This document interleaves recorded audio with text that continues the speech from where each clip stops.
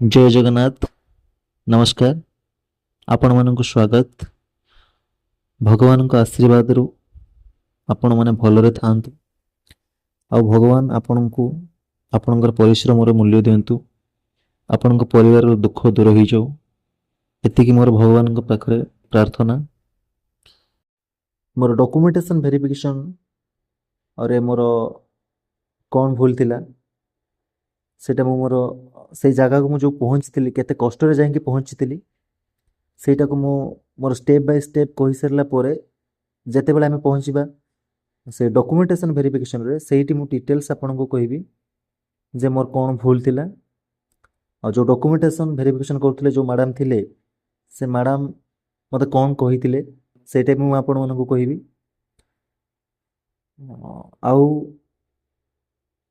Documentation verification କରେ ମାନେ same ଡେରେ ଥିଲା ମୋର ଇଣ୍ଟରଭ୍ୟୁ ଆଉ डॉक्यूमेंट वेरिफिकेशन रे मोर जो मन दुख होता जो डिप्रेशन को जाइए तापर मो इंटरव्यू केमती कौन देती आपको डिटेल्स कहि।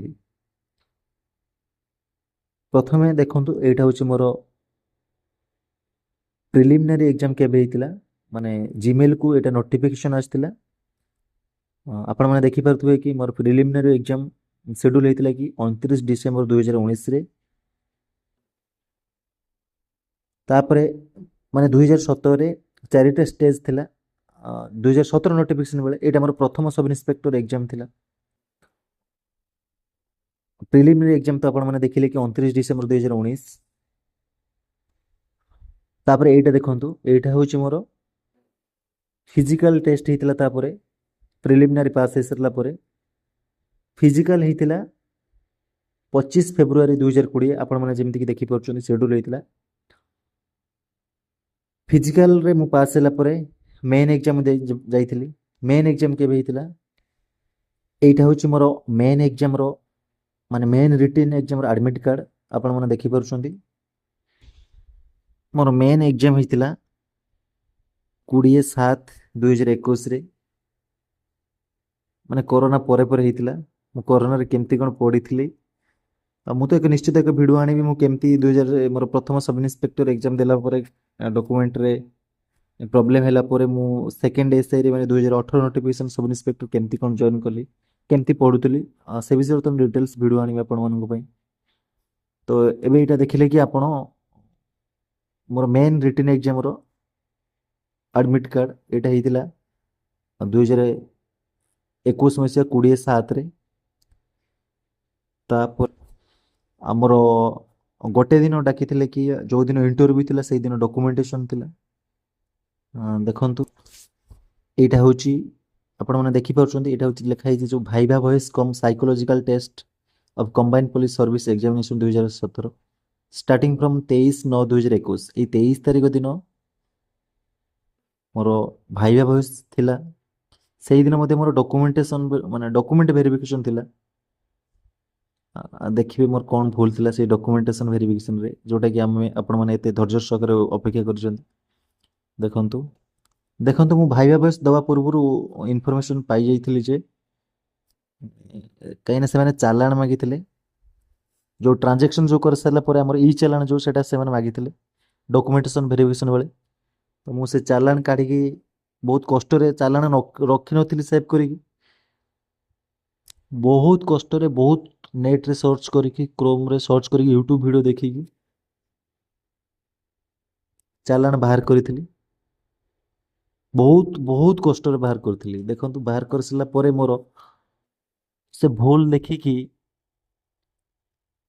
पूरा डिप्रेशन को पळै जाइथिली। भूल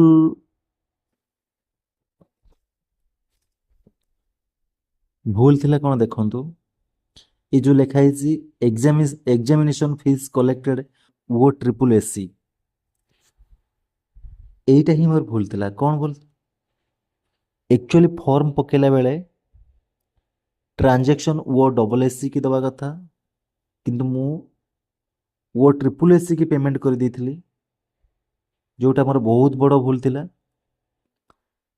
मु भी एटा मार्क करि नथिली साइबर कैब वाला पकईला फॉर्म सी भी जानी नथिला ठीक से वो ट्रिपल एस की पेमेंट कर देथिला ଡକୁମେଣ୍ଟେସନ୍ ଯେତେବେଳେ ଭେରିଫିକେସନ୍ ହେଲା, ଚାଲାଣ ମ୍ୟାଡ଼ାମ୍ ଯେତେବେଳେ ଦେଖିଲେ, ଏଇଟା ରାଉଣ୍ଡ ମାରିଲେ, ରାଉଣ୍ଡ ମାରି ସାରିଲା ପରେ କହିଲେ, ମ୍ୟାଡ଼ାମ୍ ତମେ ଛୁଆଗୁଡ଼ା ଏତେ ବାଟକୁ ଆସିଲା ପରେ କାହିଁକି ସିଲି ମିଷ୍ଟେକ୍ ସବୁ କରୁଛ? ହଁ, ମୋତେ ପ୍ରଥମେ ପଚାରିଲେ ଫର୍ମ କିଏ ପକେଇଥିଲା, ତମେ ପକେଇଥିଲ ନା ସାଇବର କ୍ୟାଫ୍ର ଯାଇ ପକେଇଥିଲ? ମୁଁ କହିଲି ନାଇଁ ମ୍ୟାଡ଼ାମ୍, ମୁଁ ସାଇବର କ୍ୟାଫ୍ରେ ପକେଇଥିଲି। କହିଲେ ଏଇ ତ ଆଉ ଛୁଆମାନେ ଏଇଟା ହିଁ ଭୁଲ କରୁଛ, ମୋ କ୍ୟାରିୟରକୁ ମାନେ ଏତେ ବାଟକୁ।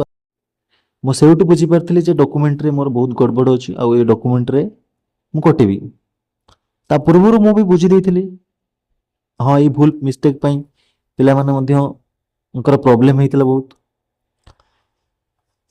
ଯାହା ବି ହଉ, ଆପଣମାନେ ମାନେ ଚିନ୍ତା କରିପାରୁଥିବେ, ଏଇ ମାନେ ଡକୁମେଣ୍ଟେସନରେ ଏଇ ଟାଇପ୍ରେ ଶୁଣି ସାରିଲା ପରେ, ମ୍ୟାଡ଼ାମଙ୍କ ପାଖରୁ ଶୁଣି ସାରିଲା ପରେ, ପିଲାଙ୍କ ପାଖରୁ ଶୁଣି ସାରିଲା ପରେ, ମୋର ଇଣ୍ଟରଭ୍ୟୁ ଦେବା ପୂର୍ବରୁ ଯେଉଁ ଭାଇମାନେ ଇଣ୍ଟରଭ୍ୟୁରୁ ଆସୁଛନ୍ତି ଫେରୁଥାନ୍ତି, ଅଲଗା ପିଲାମାନେ ତାଙ୍କୁ ପଚାରୁଥାନ୍ତି ଭାଇ କ'ଣ କୋଶ୍ଚିନ୍ ପଚାରିଲେ କ'ଣ ନାହିଁ, କିନ୍ତୁ ମୋର ଧ୍ୟାନ ଡକୁମେଣ୍ଟ ଉପରେ।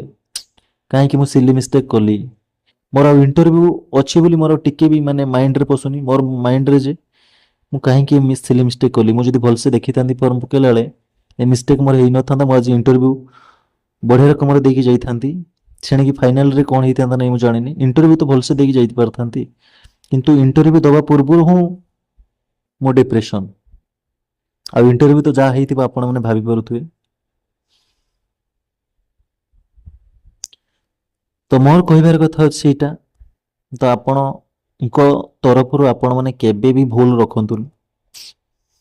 ପରେ କ'ଣ ପାଇଁ ଆପଣ ସମସ୍ତଙ୍କୁ ପଚାରିବେ, ନା ମୋର ଟିକେ ଫର୍ମ ପକେଇଲା ବେଳେ ଟିକେ ମିଷ୍ଟେକ୍ ହେଇଯାଇଛି, ଏପଟ ସେପଟ କାଟି ଦେଉଛନ୍ତି କି? ଟେନସନ୍ କ'ଣ ପାଇଁ ପରେ ନେବେ? ଆପଣ ଯଦି ମୂଳରୁ ସଜାଗ ଥିବେ, ମୂଳରୁ ସଚେତ ଥିବେ, ତ ଆପଣ ବିନ୍ଦାସ ଥିବେ ନା, କାହିଁକି ଟେନସନ୍ ନେବେ? ବିନ୍ଦାସରେ ଆପଣଙ୍କର ନେକ୍ସଟ ଏକ୍ଜାମ ବି ନେକ୍ସଟ ଯାହା ବି ଥିବ ଭଲ ହବ, କିଛି ଟେନସନ୍ ନେବେନି ଆପଣ। ଆଉ ଗୋଟେ କଥା ମୋର ଆପଣମାନଙ୍କୁ ରିକ୍ୱେଷ୍ଟ, ଆପଣମାନେ ସବୁବେଳେ ଡକୁମେଣ୍ଟ ଓକେ ରଖନ୍ତୁ। ଆପଣଙ୍କ ମ୍ୟାଟ୍ରିକ୍ ସାର୍ଟିଫିକେଟ୍ ଯେମିତି ନା, ବାପା ନା ସ୍ପେଲିଂ ଯେମିତି ଅଛି, +2ରେ ବି ସେମିତି ସେମ୍ ଥିବ, +3ରେ ବି ସେମିତି ସେମ୍ ଥିବ। ଯଦି ସେମ୍ ନାହିଁ, ଆପଣ ପୁରା ତା ପୂର୍ବରୁ ଆପଣ ଯାଇକି ସେମ୍ ସବୁ ଡକୁମେଣ୍ଟ କରିଦିଅନ୍ତୁ, ନହେଲେ ଏସବୁ ମାନେ ବହୁତ କଷ୍ଟ ଦେବ। ଏବେ ଆପଣମାନେ ବୁଝିପାରିବେ କି ନାହିଁ ମୁଁ ଜାଣିନି, କିନ୍ତୁ ଯେତେବେଳେ ଏଇ ଘଟଣା ଘଟିବ, ସେତେବେଳେ ଏଇ ଭିଡ଼ିଓ ଦେଖିବେ, ଆପଣଙ୍କୁ ରିଏଲାଇଜ୍ ହବ ଯେ ମାନେ ମୁଁ ଠିକ୍ କହୁଥିଲି ବୋଲି। ତ ସେଥିପାଇଁ ଆପଣ ସଜାଗ ହେଇଯାଆନ୍ତୁ। ଫର୍ମ ପକେଇଲା ବେଳେ ଆପଣ ଅଧଘଣ୍ଟେ କି ଘଣ୍ଟେ ଯାହା ବି ସମୟ ଯାଉଛି ଭଲସେ ଦେଖନ୍ତୁ। ଫର୍ମର କୌଣସି ବି ସିଲି ମିଷ୍ଟେକ୍ ରଖନ୍ତୁ ନାହିଁ, ଆଉ ଡକୁମେଣ୍ଟ ଓକେ ରଖନ୍ତୁ, ଆଉ ଆପଣଙ୍କର ଡ୍ରିମ୍ ଜବ୍ ଆପଣ ପାଆନ୍ତୁ।